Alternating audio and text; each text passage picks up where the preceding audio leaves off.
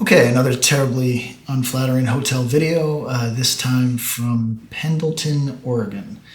Hope everybody's doing well. This is the place on the internet I talk about comic books. If you'd like to read the other place on the internet I talk about comic books, that's at my Substack, and that's Patrick Kinlan at Substack, or however Substack does it, whatever. Anyway, as usual on tour, I don't have very much time to talk, and I'm going to try to make this punchy. There was a lot of discussion about whether or not comic books are political, if they should be political. We've discussed it a little bit on this channel, but something occurred to me recently that I thought would be worth touching on in whatever respect. It's what we now assume of each other, which is the worst. It is a fact, and I don't think I'm saying anything that's scandalous or potentially hurtful when I say most people, when they turn on, for example, True Detective season 4, and they see two middle-aged women who are perhaps lesbian coded if they're not actual lesbians on the show, everybody goes, oh shit. Not because they hate lesbians, because they hate women. Not because they even have strong feelings on anything involved with the politics of LGBT communities. It's simply, okay, I think I know what's going to happen next, right? That's how people feel.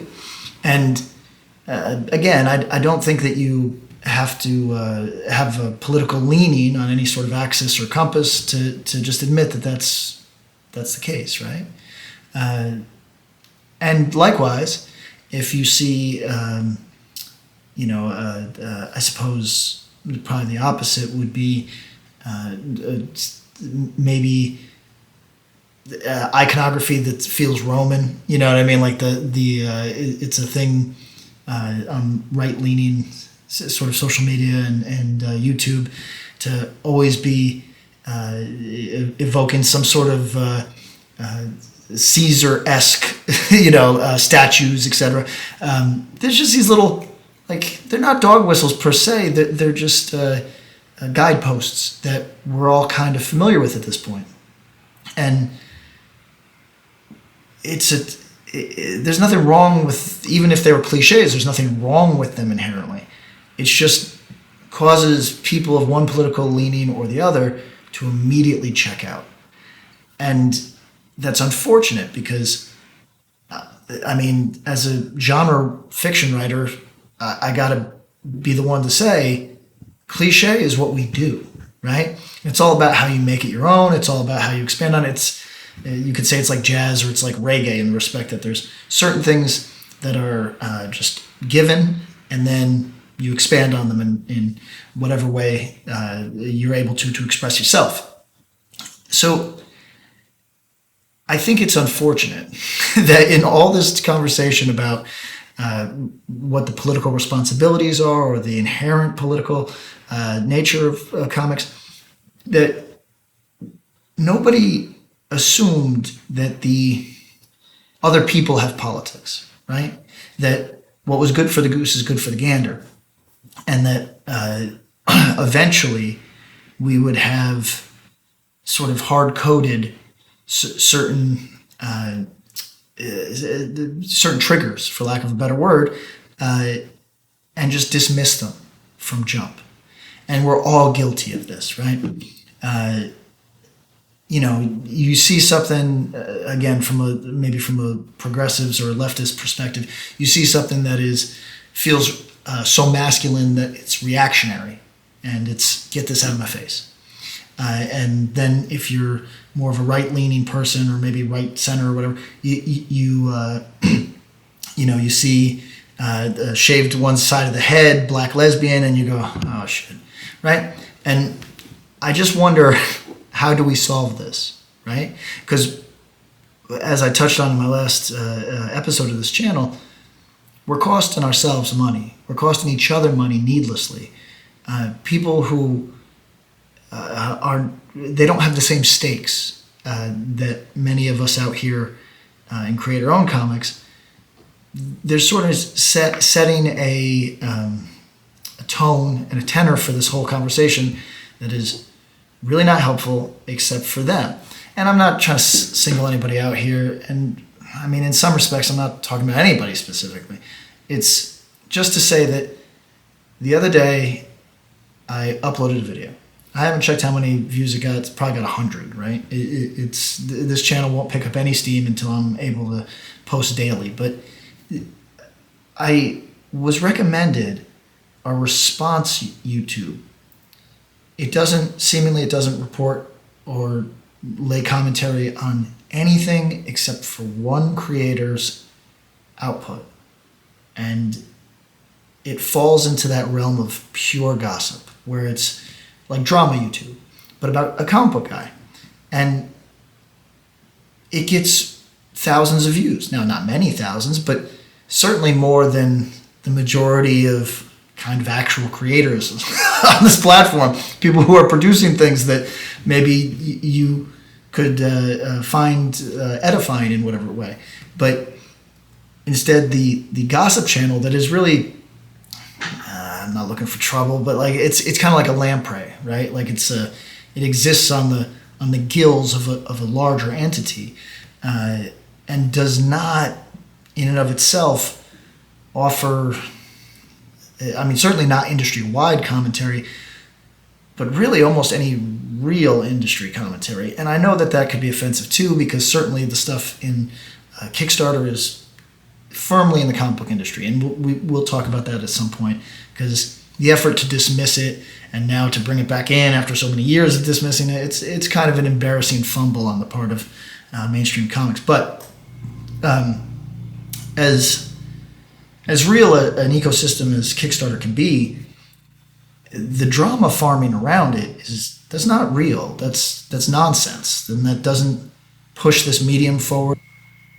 Why do we continue to politicize in this dumb way, in this way that collateralizes what we do without kind of maximizing what we do, right?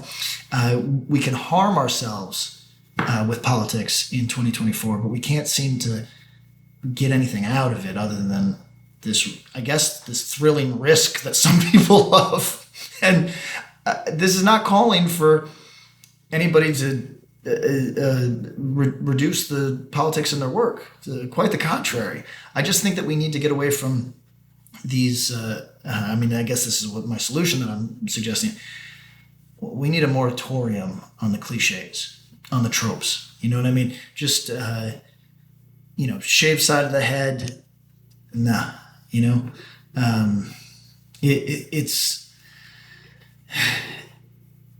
it's hard to pitch to the public. It becomes easy to pitch to publishers, right? You know what will impact them. You get to know the editors. You can make it easy on yourself. But it's always hard to pitch to the reader. Hard to pitch to the retailer, really. Let's say that you have an idea that you feel very strongly about. That doesn't matter. You could be the most impassioned person in the world talking about your product. Is there any chance that it's something that is going to connect with readers? Retailers know their readers. It's tricky. So we have to not put up barriers to sales, which is what we're doing with some of these tropes. And I don't know, this is on my mind a lot because I've been in a van consuming YouTube videos where, the Acolyte, it's some Star Wars thing that was announced the other day. And for a few hours, my feed is just, the Acolyte, what is it selling us? The Acolyte, woke garbage. The Acolyte, do we finally get LGBT representation? So I'm hearing both sides of the argument. Both sides are incredibly stupid because we don't know a ton about this project. But there's assumptions. There's these maybe justified assumptions. It's because of these little triggers, these little giveaway, these tells, we got to avoid them because unless it's on purpose, unless you're doing this, and this is, I guess, my question to a lot of creators, particularly in the corporate class, is it dog whistle?